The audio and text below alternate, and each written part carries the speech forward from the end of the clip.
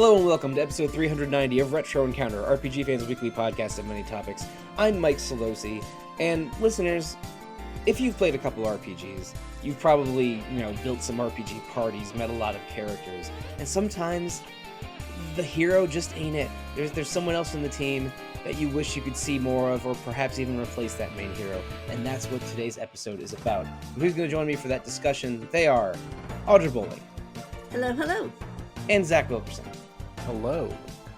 Zach and Audra, I gave you the 1 or 2 sentence summary right there. This episode is all about our favorite side characters or possibly NPCs in RPGs that we think are good enough to either support their own game, or maybe you just wish they had a much larger role in their game, or perhaps even such a larger role that they replace the protagonist. So it's a little bit open-ended question, but it's basically side characters that you think could be a main character or should be a main character. And we've each picked 3 games or 3 characters to discuss across the spectrum of RPGs for today's show and tell episode. But before we go, I'm gonna do one open-ended question. What was the first time you remember falling in love with a side character? Like, oh, this is the coolest person. I want to use them all the time. And for me, I think this goes with my very first RPG, which was Final Fantasy IV, and thinking that Kain was just the coolest MFer in the world. That was not going to be my answer, but that is an excellent one. Kain is just I love Dragoons. He's so edgy. He's just awesome. He comes and goes from your party too. So like every time you're like, oh great, Kain's back. He's so cool. Then he leaves again. Do either of you have a character like that from a very, very early RPG that we can discuss for 5 seconds before moving on? I don't know that Decker from Lufia 2 is a very early RPG, but we're going to say that because Decker is just so cool. And I was so close to picking him for this particular podcast. He's the best. Just because he's so fun as a character, but he's also so busted in battle. And, anytime you do like that crazy 100 floor dungeon, you can use him for that. And he's just awesome. The remake of Lufia 2 is not great, and we're not doing an episode on it. But Deckar's giant pink pompadour mohawk is a highlight of that game. That seems like a good reason to play it, honestly. Audra, do you have a character like that to your memory? Maybe Alone from FF8. I just thought she was a really interesting character, and then they kind of just sidelined her. Yeah, you only really get to see much of Alone in the Laguna flashbacks, right? Yeah, and then she just shows up randomly and has to be like rescued or protected. But I'm like, she could have been an easily interesting character considering how much of the plot revolved around her. Yeah, the end of FF8 gets so bat crap crazy. I don't have a great memory of it. I haven't played that game in like 20 years. Maybe that's a future episode. But if the remake of Lufia 2 isn't, and FF4, that might be a future episode as well. But right now we are in episode 390, and we are going to talk about these 9 characters / games that we brought to the table. Who would like to go first and discuss a side character worthy of being a main character? I can go and get it started. With the reason I joined this podcast, I saw it, I was like, I'm not sure if I have enough, and then I was like, oh wait, Kaine. From Nier Gestalt or Nier Replicant or Nier in general, depending on how you think about it. I think Kaine is the beating heart of Nier. And I like Nier, the character, whether it's Dad Nier or Brother Nier or whatever. I think they're both kind of essential in some ways to the way that the game works itself. But Kaine is such a fascinating character. Her backstory is so tragic and so interesting. And her attitude is so, I don't think endearing is the right word, because she uses more profanity than I've ever heard any other human use. But she is such a magnetic character. And if you've played the most recent remake, and I won't say anything about it outside of, I think that there are some things that happen there that made me be like, I want to play Kaine in her own game, her own entire game, because I'll just say fun. Not to spoil anything, those of you who haven't played it. But her backstory of being a semi-replicant, semi-human is really interesting. And despite the insanity of her costume, she still like lives and rises above it in such fascinating ways. And I think she's a great character. Yeah, I think we can attribute her costume to Yoko Taro being slightly horny at all times. But I think it's fair. yeah, but again, he's also a brilliant writer, and Kaine is a brilliant character. I didn't really know her except for the memes about her screaming profanity before playing Replicant. I played the very beginning of OG Nier and then gave up on it a long time ago. But I did play Replicant to completion, and there's a podcast episode about it. And Kaine is excellent, and the emotional turmoil of that entire game is so awesome. You get very attached to Nier, Kaine, and Emil, and it's yeah, Kaine is a standout. That primal scream scene between her and Nier towards the end of the game, I think you know what I'm referring to, Zach. Oh yeah, That I sure do. I'm not sure I've ever seen a scene in an RPG like that. I am 100% in favor of a game or games with more Kaine. Yeah, I mean, like that game, especially in its original iteration, has some jank, but I feel like the way that Emil, who is a phenomenal character, he certainly would be worthy of conversation here. And Kaine, as two side characters, lift that narrative and make that narrative so driven by empathy, despite all her rage and all her rough edges. Actually, her rough edges are kind of why I like her. um, I think that makes her just a phenomenal character. No arguments here. Kaine is awesome. Audra, have you played your Replicant / Gestalt? I have not yet, but I've heard a lot about her, and she does sound like a really fascinating character.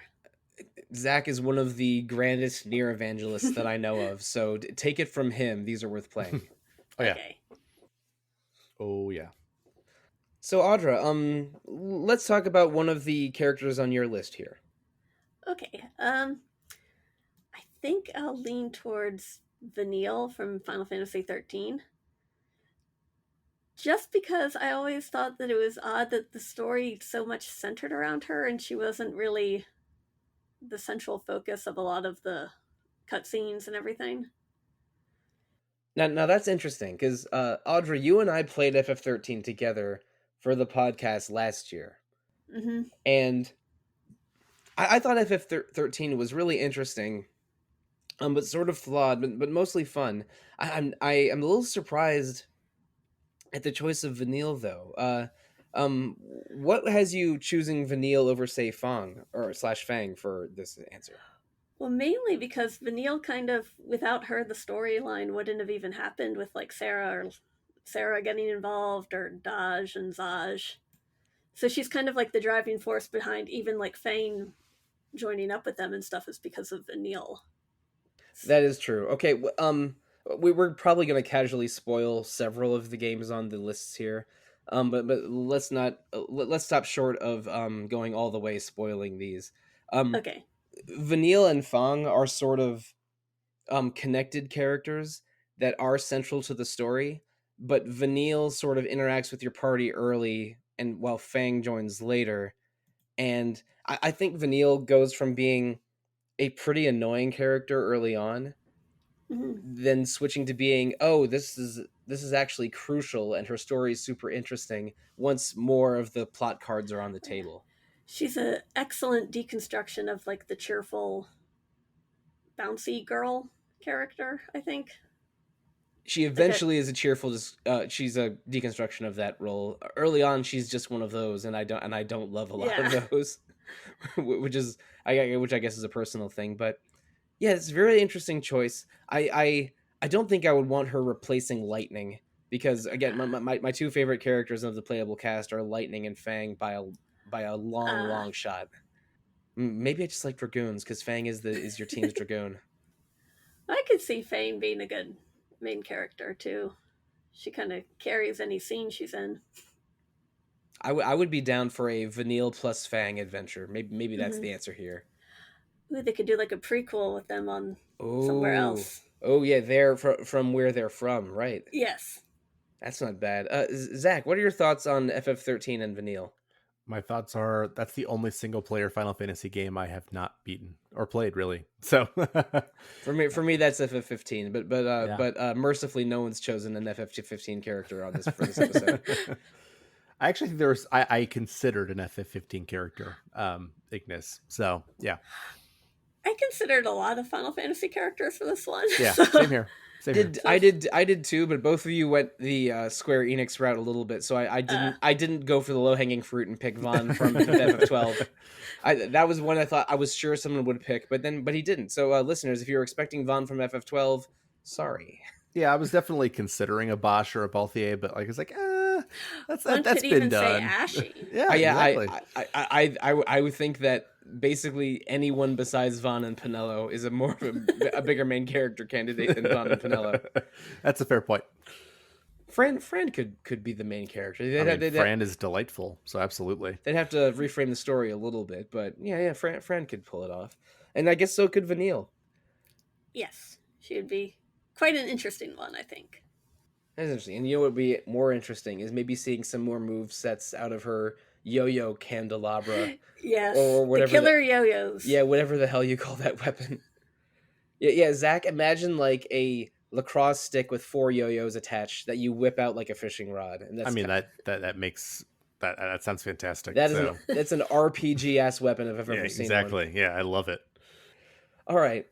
Now, speaking of casually spoiling things, I'm going to talk a little bit about a game we played for the podcast many years ago, and that's Tales of the Abyss. The main character of Tales of the Abyss is Luke, who is a rich kid who has unusual amnesia. And this is going to be a spoiler for like roughly the mid game of Tales of the Abyss, so I apologize in advance. There's a mysterious man named Ash that looks just like Luke that you see a couple times throughout the game, and you eventually learn that Luke is Ash's clone. Ash is the real Luke von Fabre, and Luke he was kidnapped and replaced by a clone, and the clone Luke is the Luke you've been controlling the whole game. And the thing about Luke, the fake Luke, the one that you're controlling, is that he's a bit of a jerk. He's a whiny rich kid who doesn't remember things, and eventually, after some very tragic events happen, and Luke learns he's a clone, he feels tremendous guilt. He improves as a character and becomes less whiny, and the arc of the game is sort of whiny Luke becoming hero Luke. While you have this character Ash in the background that's resentful that he was replaced. He wants to prove that he's the real Luke and better than you, Luke, and all of the side characters around you have a lot of turmoil about this because a lot of them either grew up supporting Luke or like want to help clone Luke but aren't sure what to do with what Ash has become. There's a portion of the game where Luke disappears and you do control Ash in your party. It's complicated. But the character I think would be a more fun main character than Luke isn't Ash, and it's not Tyr either. Tyr's sort of the female lead of the game that her brother is sort of the architect of the evil plot to use the fake Luke to end the world. It's strange. There's a weird sound magic called Pharmacry involved. The Tales of the Abyss character I wish had their own game or possibly was the main character of Tales of the Abyss is Jade. Jade he's your team's mage. He was a mad scientist. When he was a prodigy student, he semi-accidentally invented cloning technology because he was trying to like revive dead pets or his sister's doll or something. So he's like, oh, well, why don't you try this? And sort of invented cloning technology by accident. But then when a cloning experiment of his went way too far, and he swore off it, but then one of his former students sort of passed on the cloning technology to the evil group that created Luke.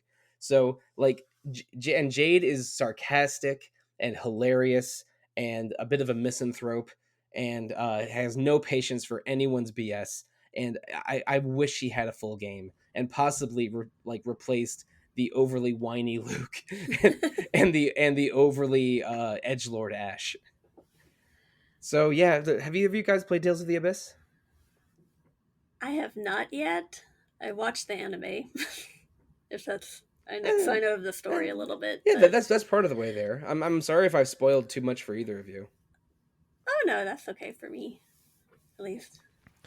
I was only semi-listening, so it's totally fine. Um, I will say that it is the Tales game. I have played a few at this point, and the Abyss is the one that I have the most interest in playing.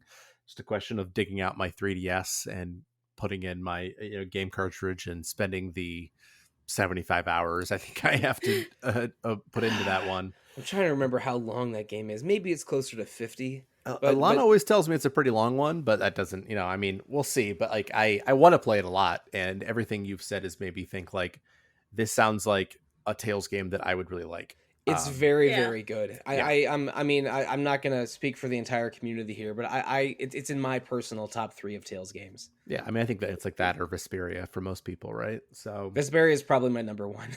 Yeah, so I love Vesperia and Abyss, but it's a great game. I just think a lot of people are annoyed by Luke, but sort of the point of Luke is his arc and how he changes. I just can't help but play that game and think, you know who should be the main character? Freaking Jade. Yeah. He would be awesome. He's an a-hole in the best way. So, Zach, speaking of a-holes in the best way, I think both of your remaining characters could qualify in that direction. So how about you pick one and let's talk about them next? I mean, I think that kind of going on some of the things you were talking about, Tales of the Abyss, I am going to choose a character who's actually pretty prominently featured in Final Fantasy Tactics. And maybe, the second most prominently featured character. And that is either Delita or Delita, depending on how you say it, from Final Fantasy Tactics. And the thing that I think makes that character so interesting, I mean, there's lots of reasons why he's interesting, and I'll say more about that, but is that like sort of history makes him the main character, right? That's sort of the whole premise of Final Fantasy Tactics, is that he wasn't really the driving force of, sort of how this all was resolved. It was Ramza, which I think is a really cool premise. But I also think that Ramza is like such a do-gooder. such like a person who is an absolute like sort of moral, unequivocally good person, that Delita or Delita is a much more interesting character if you consider all the ways in which his like machinations are responsible for what's happening. And I think that every time he is on screen, especially after chapter 1, are some of the most fascinating scenes where he's sort of pressing you along as Ramza to do what he needs you to do, but he's also sort of handling things over here. And he, despite the fact that Ramza is really the good in this story, Delita is the one who really makes it all happen. And I think that the story that you could tell about him, the true story in particular, which is not the one that you get the impression people are telling, right, would be really fascinating. And like all his backdoor dealings in all his different conversations, and you get a good piece of that, but I want more of it. And I think that he is the reason that Tactics is one of the best Final Fantasy narratives ever told, and the ways in which he interacts with everybody are really, really interesting. And so I want to sort of see like I wanted more of him in Tactics. This is a character that I feel that someone could write a PhD thesis on. Yes. Did you play the PSP version? I've played both. Okay, the PS1 I love and the PSP the extra version. scenes they did with him in it. That was really good. Yeah, especially like those anime-ish cutscenes are just so phenomenal. And yeah, everything with him I think is great in both versions. There's so many interesting decisions that FF Tactics makes that make Delita so cool. From the very beginning, we know that Delita is the one that rises to become the new king at the end, and Ramza is the character that was erased from history. So if you go in with that knowledge the whole time, where you see Delita as a steadfast companion in chapter 1, and then as this behind the scenes manipulator knight in chapters 2 through 4. He's just so much more interesting than Ramza, because Ramza is a pretty normal do-gooder main character who's a noble that's fallen from grace, while Delita was a commoner who's trying to pit the nobles against each other and then rise to power in his own right. But while doing so, he's never really your enemy. The whole time, he's still friends with Ramza, he still trusts Ramza, and he's like, I know I can't win unless Ramza also wins, because Ramza's taking on the corruption within the church, and while I'm using some power of the church to my end, but I also want these corrupt church people gone. So Ramza, you got to win, and I got to win on my end too for my plan to work. So it's that's an oversimplification, but the fact that Delta is this sort of conniving manipulator motivated by the class struggle and the death of his sister, while also sort of rooting for the one noble that he actually trusts to do to complete his goals separately. It's super, super interesting. I would almost love a game that's just the events of FF Tactics, but you see all the stuff that that Delita does, like that's not in the text of the game, right? Oh, yeah. Like an Ender's Game versus Ender's Shadow thing, where Delita's story is the Ender's Shadow version. If anyone is 80s and 90s science fiction aficionado. I've read them both. So okay. Yes. but you see what I mean? Absolutely. Like the Bean story, but Delita is 1000% a game I would play. Oh yeah. I mean, and I think that in the inevitable remaster remake, I doubt they will actually do that. But I think that would be an incredibly smart choice. Even if they just added like in each of like chapters 2, 3, and 4, like battles where Delita was like the character you were controlling, and it was sort of from his perspective. Just a little bit more, I think, would actually flesh the narrative out. And it's already an amazing narrative. I think that Tactics has one of the best Final Fantasy narratives, but just more of him, I think, would really help. But if they just did, again, an Ender Shadow version of Tactics, I agree with you. I would. That's the reason I suggested him. I think it would be fantastic. I think your suggestion is much more likely, though. Like a big fancy FF Tactics remake that is definitely coming eventually, but with like some guide end chapters where you control Delita and the Witch Lady and maybe a new party just for him. Mm-hmm. I agree. Me too. That would be awesome. I mean, if Tactics Ogre can get remade twice, why not? Why not? I mean, Right. Now it's time for the other Tactics to get its second remake, right? I agree, and I prefer one game strongly over the other. So, I mean, I like Tactics Ogre. We've done episodes on both FF Tactics and Tactics Ogre, but I wasn't on those FF Tactics episodes in part because I played that game so many times. I was worried I would talk too much in the podcast, and that's how you know that was before I became a regular podcaster here, because that is not my attitude nowadays. Okay, but Audra, let's go with another one off of your list. Who's next in our side characters who are worthy of a main character status episode? I think I'm going with actually a probably surprise choice, a Mass Effect Andromeda character named Avidas Rix, who is prominent in the Turian Arc storyline from that game. Right, now I have not played much Andromeda. I've barely created my main character, but I know of Avidas Rix as sort of the Garrus of the game, or the Turian in your party of the game. Is that fair? No, he's actually an NPC character who's he ends up becoming the Turian Pathfinder after he was like searching for the Ark, and his friend Mason, who was the original Turian Pathfinder, and they go into a whole storyline of that where he kind of inherits the role. Okay, right. So Pathfinder is the role that your main characters is it the Ryder twins? Yeah, one of them gets to be late in the game. They Right. get to be the human Pathfinder. But it's like it's a sort of specialized status similar to Spectre in Mass Effect 1. Yeah. That conveys them sort of special status and a special quest. Mm-hmm. Again, I've only played the very beginning of Andromeda. And actually, most of the Alien Arc characters and Pathfinders are, to me, far more interesting than the main party in Mass Effect Andromeda. So I ended up really liking Avidas's role in the game. I mean, that makes sense to me because I mean the alien characters were always the coolest characters in Mass Effect. I'm not throwing any shade at Shepard, but who has like Ashley or Kaidan as their favorite Mass Effect character? when Rex and Liara and Garrus and Tali all exist. I mean, raise your hand. I don't see anybody. Nope. And I mean, I could so see it being like a spin-off game that was just dealing with the aftermath of him becoming the Pathfinder for the Turians and them having to like rebuild their whole structure together and how that would fit in with the whole plot line of Nexus. And I do remember that Andromeda had planned DLC that was scrapped because it had a pretty negative reception at first. Do you think Avidus Rex would be an ideal candidate for a DLC episode? yes, I think the whole Turian arc plotline would be greatly explored because he has to deal with grief over what happens to his friend, and also he has to try to pull up all the other Turians to get surviving Turians together and everything. So I think it would just be a really fascinating character study and storyline in general.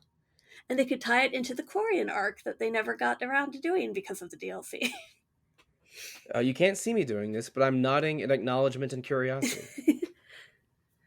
It's definitely, I would say the Pathfinder storylines are worth playing the game for at some point. Just I really didn't think I would want to play a Mass Effect Andromeda, but it was on sale last year for like $3 or something insane. I forget. Yes. I forget exactly what I paid.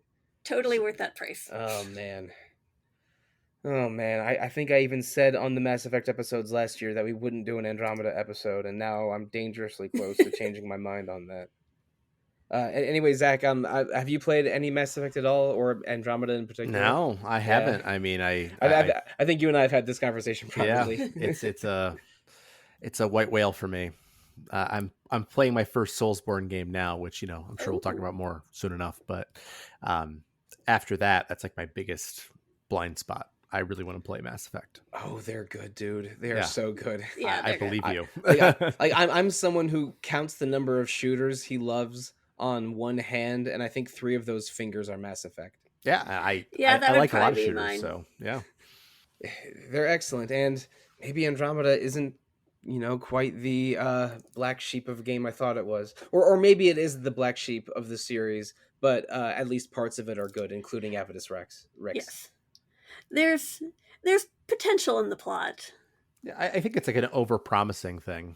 Yeah, like they overpromised what it was going to be, and then it wasn't quite that, and I think people just kind of balked at it as a result. Yeah. My impression is that it's actually an okay game. It is. It did have some pretty gnarly glitches. Like I remember someone shared on social media part of their playthrough and like subtitled it like The Exorcist or something because one character's head was like spinning around like an owl's. Oh man. Yeah, not intentionally. Yeah, it had some fun glitches. Well, I am dangerously close to trying to play Mass Effect Andromeda, but let's go to a game that I actually have been replaying recently. My partner and I have been playing Yakuza Like a Dragon together. It's her first time playing it, and my second time. We're sort of passing the controller back and forth situation because sometimes she just prefers to watch than to play for certain kinds of gameplay. But we're playing the game together, and I know that this is a game that Zach you have played and Audra you have not played. But there's one character in Like a Dragon, which is in the 7th Yakuza game, who's only just called the bartender or the master. And he's the bartender for the jazz bar that is your base of operations for a large portion of the game. But if you've played other games in the series, you immediately recognize him because that is Osamu Kashiwagi, the lieutenant or second in command of the Dojima clan in Yakuza's 1 and 2. And then the second in command of the entire Tojo clan in Yakuza 3. But again, I might be casually spoiling parts of Yakuza 1 and 3 and or 7 right now.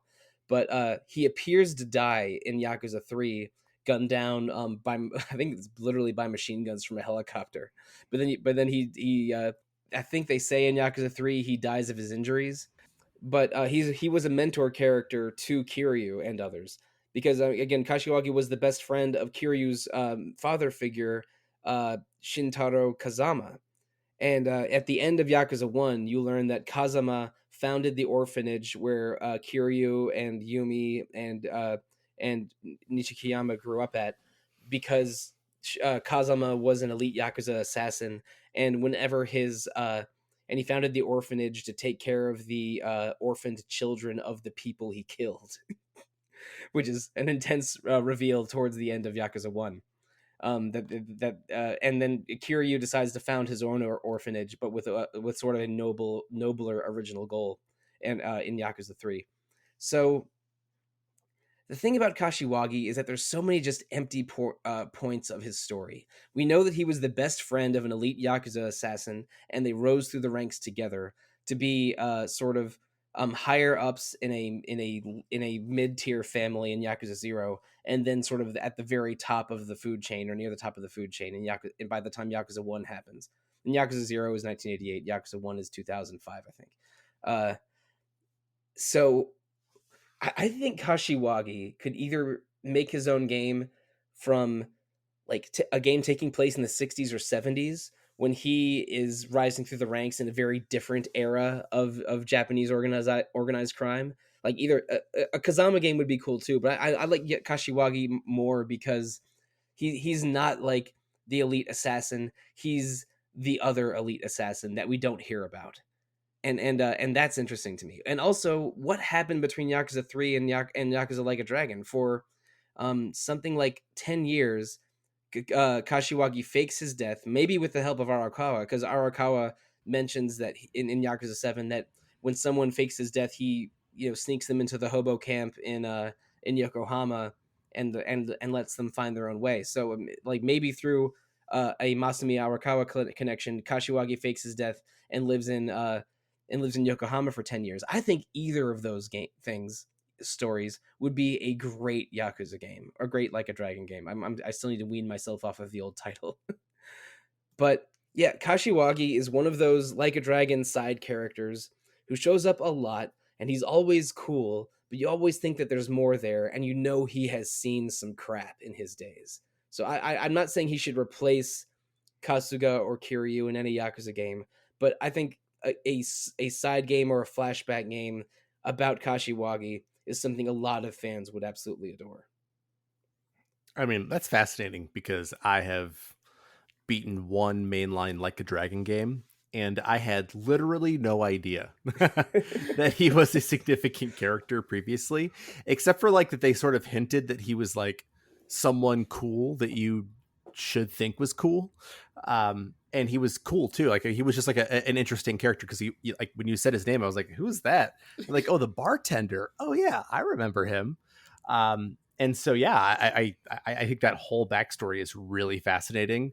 And given what I know about Yakuza, which is a fair amount, despite the fact that I've only played one mainline game, that's what happens when you're on RPG Fan podcast. That is a true story. You learn a lot about Yakuza. You weren't. I get it from osmosis from you and Jono. Yeah.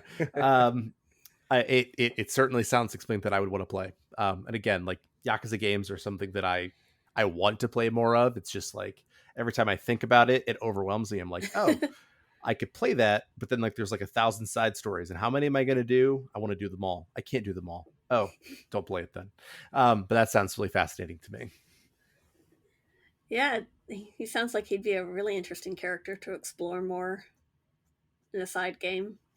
You do get an idea of his fighting style because he is a boss fight in Yakuza 0.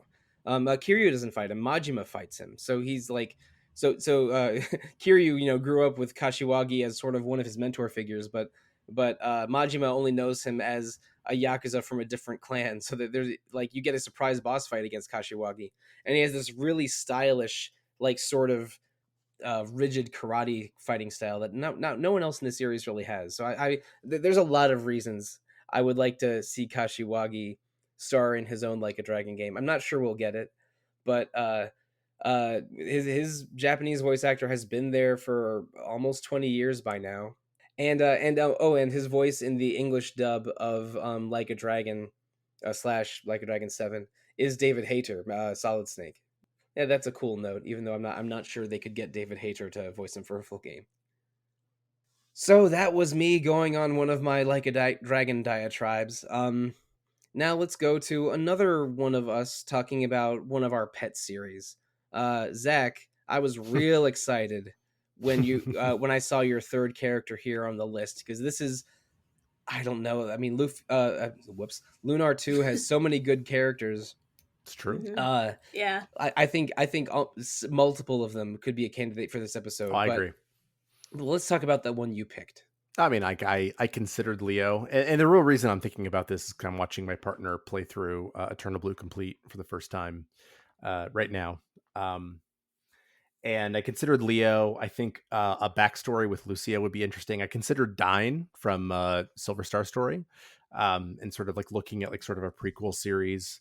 But the one that I really wanted to hang out with, the one that seems like the most fun to just like have a beer with, is Ronfar from Eternal Blue Complete, or just Eternal Blue. Um, I think that the whole story of Ronfar is really interesting. Obviously, I think that he sort of functions vaguely as comedic relief throughout Eternal Blue. He's like this like fallen priest who's now a gambler and also a drinker. And he likes to crack a lot of jokes, and you know they working designs translations occasionally. As I'm discovering again, I'm like, oh, you shouldn't have said that.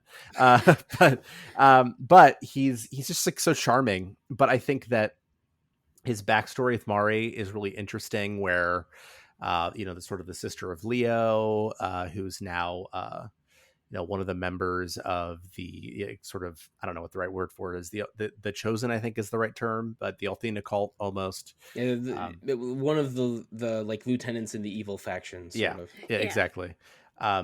She's really interesting, and his backstory with her is really interesting. And in both the original Eternal Blue and also Eternal Blue Complete, like they have two very different dungeons that are related to him, sort of freeing her from the curse that she's under. But also like the fact that he's like sort of responsible for her curse. I just think there are so many different layers to who Ronfar is, in terms of who he was as like a priest of Althena, but also as sort of this like hard drinking, gambling kind of guy who it's just like sort of a trope that I love. And as I'm like watching Alana play it, I'm just keep thinking like, oh man, like I really want to spend more time with this guy. And every time like I get more backstory with him, I'm like, oh, this is the thing I love about Lunar. Like really great characters, fun, but also like some good depth and some good backstory. I just think he's super fun, and I'd love to spend more time with him. Well, that is an awesome choice. I love him too. When you were listing side characters from Lunar that could be a contender, I was gonna say Jean from Lunar too. Oh, she'd be good too. Because she has a intense backstory, She and does. Then a transformative moment, and is super cool, especially sort of in her final version. Mhm. But I always like Punch Girl characters, so maybe that's maybe that's me talking a little bit. But Ronfar is awesome. He is, I think, the character with you the longest, other than Hiro.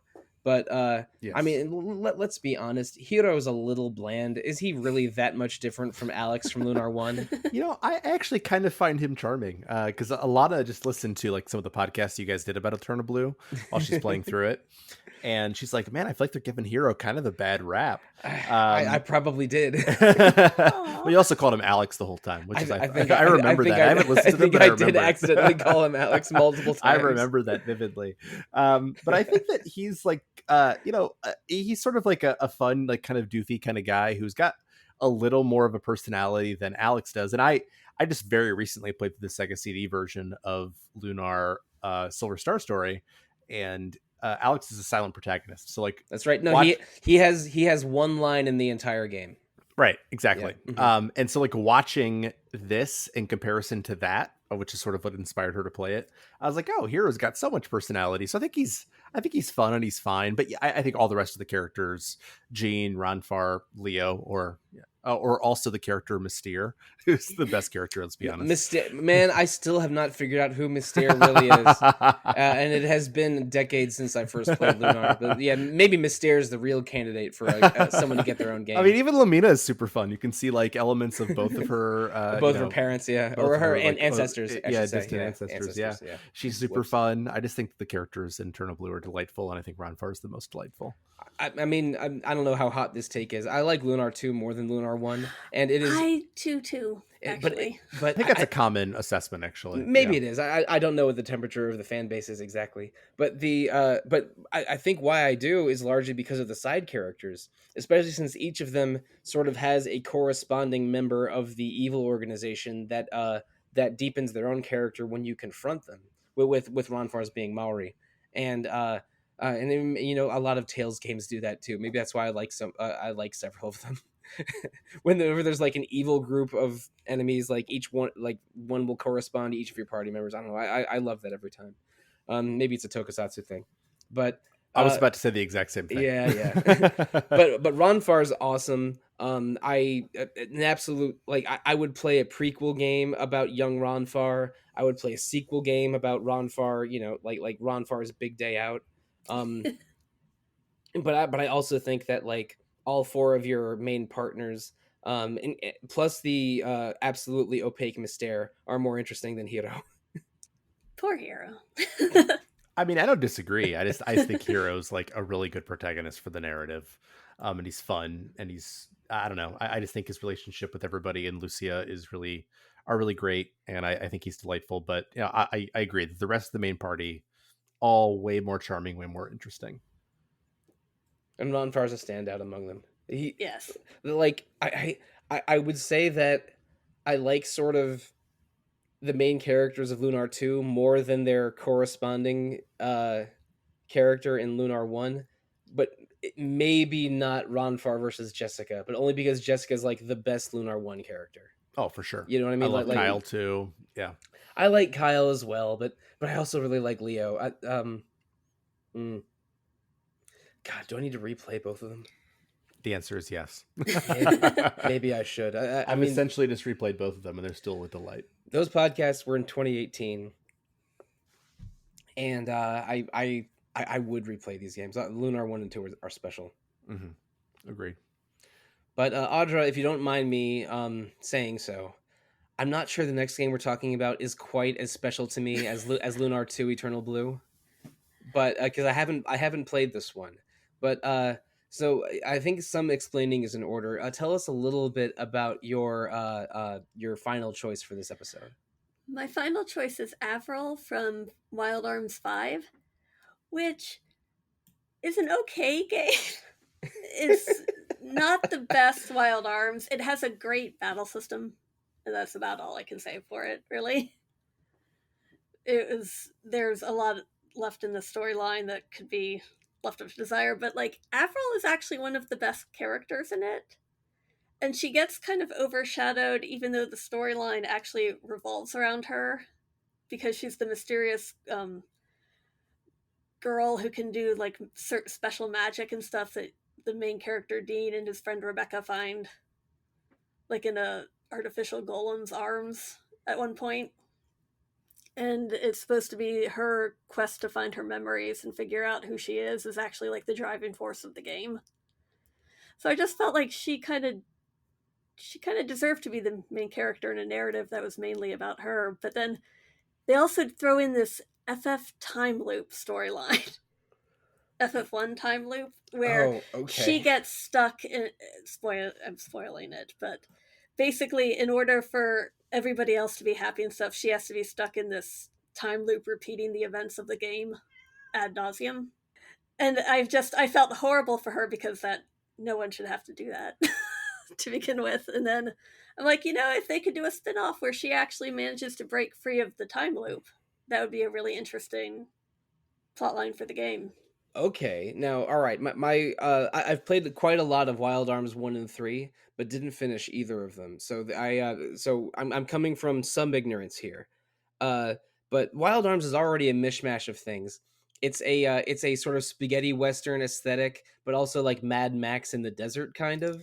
But also a lot of JRPG tropes, especially ancient civilizations with ancient technology surfacing in the desert, which often includes giant golems or colossi.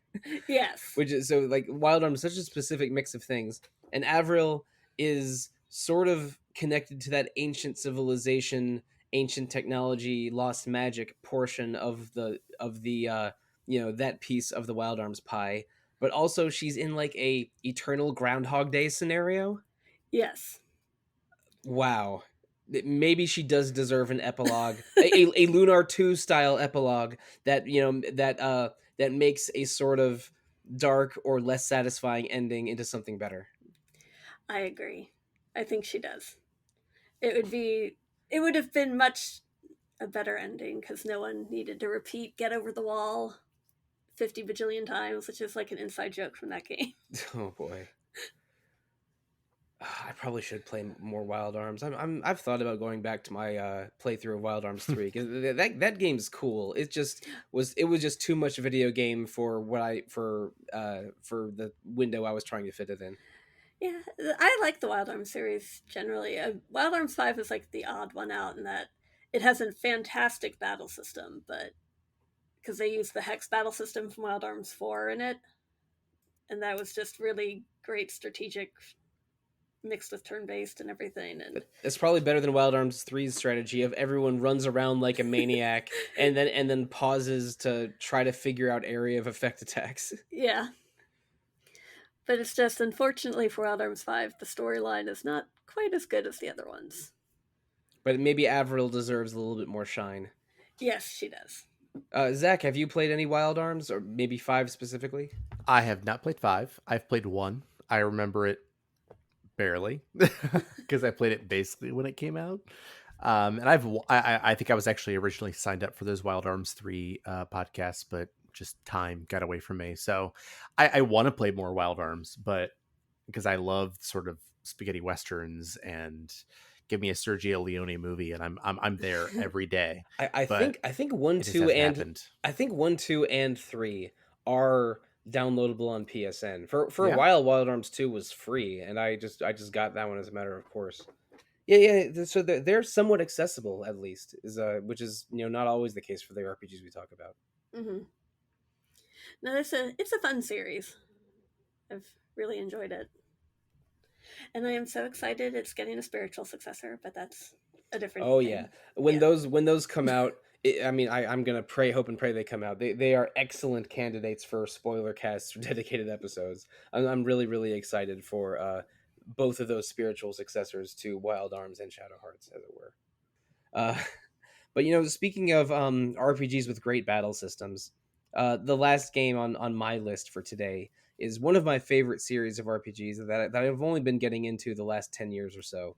I say only last 10 years, but I've been playing RPGs for like 30 years, so permit me. And that's Ys. I didn't love old Ys games. I tried playing a couple of them in the Super Nintendo-ish era, and didn't really connect with any of them. But then in the early 2010s, I played through Ys 1 and 2 and Oath and Felghana and Origin and 7 back to back, and loved basically all of them or most of all of them. And then sort of starting with Memories of Silseta, basically played each of them as they came out in English. And my issue isn't with a specific Ys game.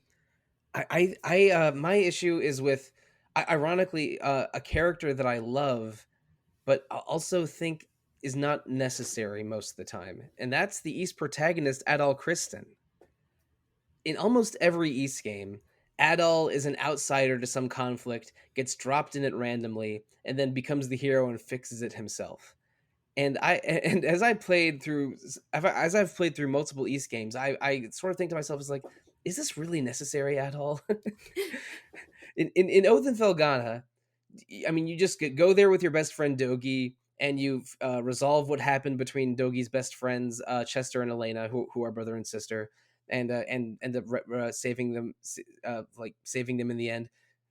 Couldn't that story have just been Dogi returning home and saving the day and reconciling with Chester and Elena? And in Ys 8, when everyone gets shipwrecked and they find a mysterious girl named Donna, and Donna sort of saves the island and saves the world, couldn't that have just been about Donna?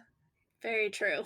And I don't want to get into the late game story of Ys 7, which maybe has my favorite Ys story, but basically Adol sort of unites the chieftains of several ancient tribes to save the world to save the island town of Altago, which I think is based on ancient Carthage, from an apocalypse. Is like, I think that like this game could have been about one of the other characters instead of Adol. So like basically my issue, which isn't really an issue, is that Adol's a good hero, but the side characters in Ys, especially since they've had multi-party Ys games, which is Ys 7 onward, the side characters have been so good. By the end of the game, I usually don't want to use Adol that much. I just love being able to use Dogi and Mishra in Ys 7. and Frida is just the coolest character in East Memories of Celceta, and I will not accept opinions to the contrary. Uh, in East 8, Donna is like a superstar and probably deserves to be the main character of that game.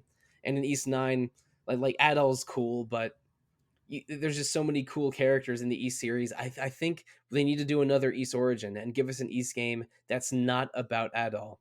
But and the new one, East 10, which I will play the moment it comes out in English. I'm super excited for East 10. They introduce a new main character. I think it's Kartia or maybe Kartia. I'm not sure how to pronounce it exactly, but she's like this Viking princess girl that is your companion for most of the game. It's like did this game really need to have Adol in it? Couldn't we just have had an East game about Kartia? And I'm not. And the more I think about it, the less necessary I feel like Adol is to Ys, even though he is the heart and soul of Ys. It's a weird feeling. Basically, what I'm saying is, y'all should play Ys and maybe pay attention to some characters besides Adol. And Audra, you and I have played a couple Ys games concurrently for the podcast. You were on the Ys Origin episodes with me, and I think also the Oath and Felgana. No. You were. No, that was Tina and Hillary. So you and I played East Origin together, but you have played some others as well, right? Mm-hmm. And you're right. I mean, a lot of the other characters seem like they deserving of the spotlight for the storylines in it. And I mean, East Origin, I didn't exactly miss him, just because the characters in that were so interesting. Yeah. I mean, Unica, Hugo, and Torvald, and Claw. Yeah. Torvald / the Claw are really, really fun characters to control. Mm-hmm. I haven't done a Claw playthrough. I did a Unica playthrough when I played it many years ago, and then for the podcast I did a Hugo run, and both of them were super fun. I would go back to that game. It's also pretty brisk. I think you could probably beat East Origin in like 10 hours. Mm-hmm. But yeah, I don't think Adol is the most important thing about Ys, even though he technically is the most important character in Ys. I just think that every game he's in, it could be someone else. Yeah. But I'm also the number one Dogi fan that I know, other than Derek Heemsbergen. So yeah. I felt so bad that he got sidelined, and especially Ys 9. Yeah, he's one of the playable characters in Ys 7, and he's great. But then in every other game, he is totally sidelined. He takes care of the home base, or is just there for comic relief, or to be sort of the silly dumb guy. But Dogi could absolutely carry a game on his own, and I wonder if he should have been the main character of Oath and Felgana. It would have made sense. He could probably break through stone and walls without the third spell upgrade. Yep. Now, Zach, you've been a little quiet. Have you played much Ys at all? Because I have. I feel like I've said this many more times than I am comfortable to admit that I have not played this series. I own like 7 of them, and like I just haven't yet because time, But like I want to. I think we have talked about this before. I just wasn't 100% certain. Well, yeah. I mean, they're good, and hey, we've already just given you a lot of information. Like, there's a guy named Adol. His best friend's a guy named Dogi. Now just play whichever one you want. You're good. All right. Then they usually get into shipwrecks. Yeah. Adol has bad luck with boats. Is a very amusing recurring element. There's a moment around the middle of Ys 7 where you need to go to this offshore island where a sacred temple is, and one character's like, "Oh, Adol, will you be piloting the boat?" And Dogi goes, "Oh no, trust me, you do not want him anywhere near the steering wheel." It's they're nice and self-aware about it. There's one scene where Adol's in prison in Ys 9, and he even thinks to himself, "It's like, man, why do I always forget everything I've learned at the end of my previous adventures?" So they wink at the audience a little bit in these games, which is one part of why I like them, even though I don't think Adol is as necessary a component to them as maybe others do. But anyway, listeners, thank you so much for listening to us jab about 9 side characters that we think are worthy of being a main character in their own right. That was Vanille from Final Fantasy 13, Kaine from Nier, Kashiwagi from Like a Dragon, Delita from Final Fantasy Tactics, Aphatus Rix from Mass Effect Andromeda, Jade Curtis from Tales of the Abyss, Ron Farr from Lunar 2, Avril from Wild Arms 5, and Adolf, and everyone besides Adolf from every East game. But before we go and start housekeeping, I have one last question for you. Is there a main character who is either a generic or a silent protagonist that you wish was a little different? Because I think that's maybe worthy of an entire episode on its own. But when I was trying to come up with characters for this podcast episode, I kept thinking of create a characters that didn't have enough personality for me, and I ended up going in another direction. But that is that's just something I thought about when we were planning this episode. But I'll give you a few minutes to think about it before I put you on the spot. Listeners, thank you again for listening to us. And the next couple weeks of listening to us will be one episode about fan translation projects and 2 episodes about Bloodborne, which I'm pretty sure is that first Souls game that Zach was alluding to earlier. It's it's only my second Souls game that because I don't think Salt and Sanctuary counts. So that there's a lot to talk about with that thing, and we will get to it in a few weeks. And I'm not hosting the fan translation episode next week, so please look forward to Jono and a crew talking about classic fan translations. Listeners, if you want to reach out to us, the best way to do so is retro@rpgfan.com. You can also find RPGFan on Facebook, Twitter, Instagram, Discord, YouTube, Threads, Twitch, probably more places that I'm not remembering. But one of the best places to interact with RPG Fan is the RPG Fan shop at rpgfan.com/shop, where you can buy apparel, mugs, phone cases, keychains, baby onesies, all manner of RPG Fan things. There's also 2 other fine RPG Fan podcasts: Random Encounter about randomness and what we're playing every week, and Rhythm Encounter about rhythmness and RPG music. You can review Retro Encounter or those other podcasts on Apple Podcasts, Google Play, Spotify, or wherever. We love feedback. Give us that feedback. So, Audra and Zach, tell me about one generic character or silent protagonist that you wish had a bit more personality, or you would make a change to. And after you tell me about them, share with the listeners your social media or contact information that you're willing to share. Starting with you, Zach. I don't have an answer for this yet.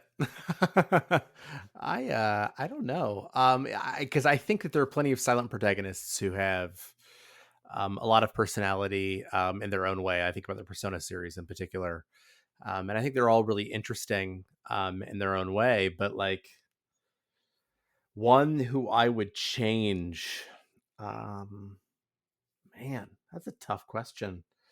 I just played through. I'll say one that I've seen a change with, and that is I've played through very recently Lunar the Silver Star, and I think okay. that I think that the changes you see to Silver Star Story Complete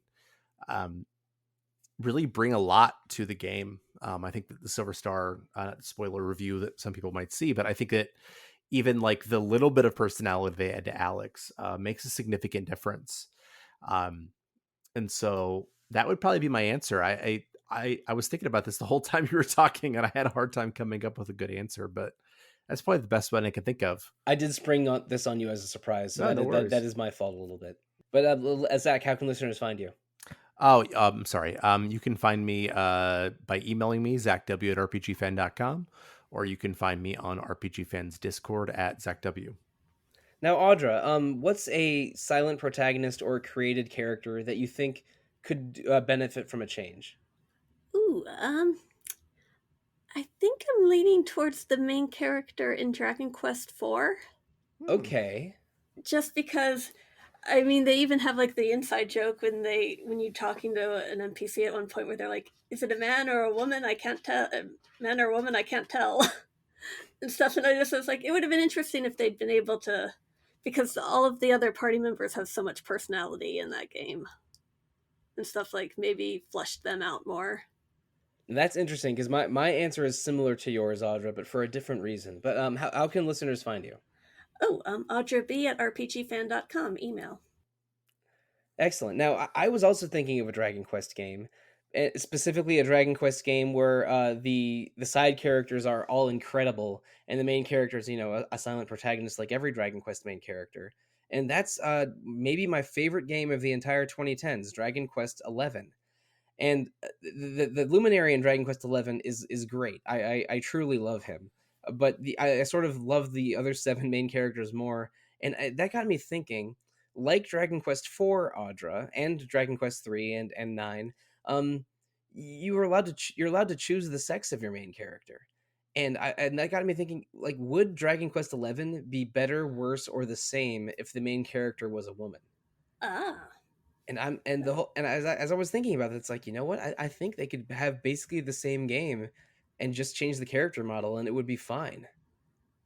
So what I'm saying is that, you know, if silent protagonists aren't bad, that is that's a whole podcast topic on its own. But give us more options. Let us choose between a male or female main character whenever possible. I mean, you know, Professor Oak asking if you're a boy or a girl is maybe an internet meme by now, but there should be more games that give you that option. But listeners, you can. My name is Mike Sollosi. You can find me at TheRealMonsoon on Twitter, at Evoker for Dogs on Instagram, and Sollosi on BlueSky.com, and Monsoon Mike on Discord.